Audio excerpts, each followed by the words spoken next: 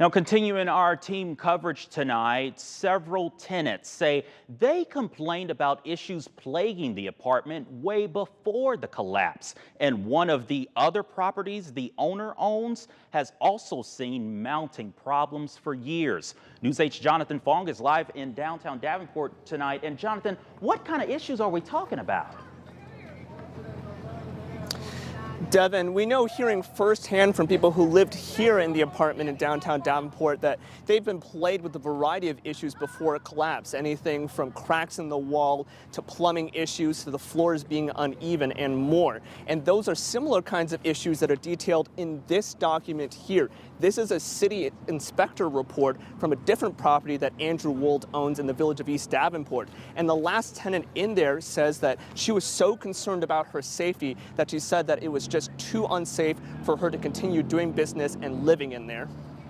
Things moving and falling and breaking in the basement and stuff not working. A dream shattered. I mean, it made it almost impossible for us to run our business here. Jessica Kinney set up her jewelry business about 2 years ago here on 11th Street in the village of East Davenport. I went through probably a quarter of my savings, just like trying to relocate and get somewhere safe. The problems grew last summer when she moved into the second floor. There was no bathtub, no shower, no stove, no refrigerator, and Andrew kept saying they'd fix those things. Which led to problems with Wold's contractors. One day they drilled through a main support beam in the floor upstairs to put the shower drain in. And the next morning we came downstairs to open the store and water was flooding through the ceiling and flooding through our lights, our electrical. The Kinneys showed them problems in the basement. One of the main supports for both those upper stories, and this broke right in two.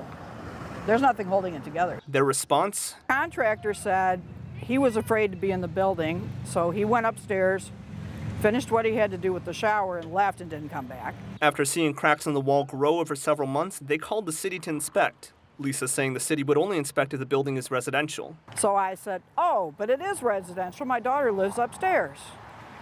And they said, well, no one's supposed to be living up there. We didn't issue a permit for rental up there. The inspection in March found 27 code violations. And unlicensed contractors did this. Some of those issues even visible from the street. And here, look at this window. You can see it's leaning back. It's leaning in. Problems similar to what tenants described in the collapsed apartment. I don't understand. And I have a feeling a lot more of his buildings are like that.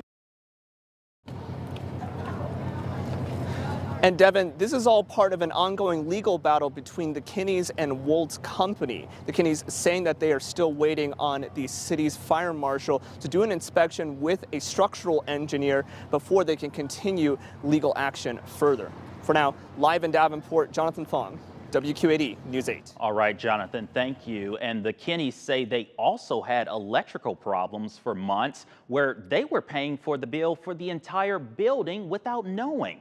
That included other businesses at the time.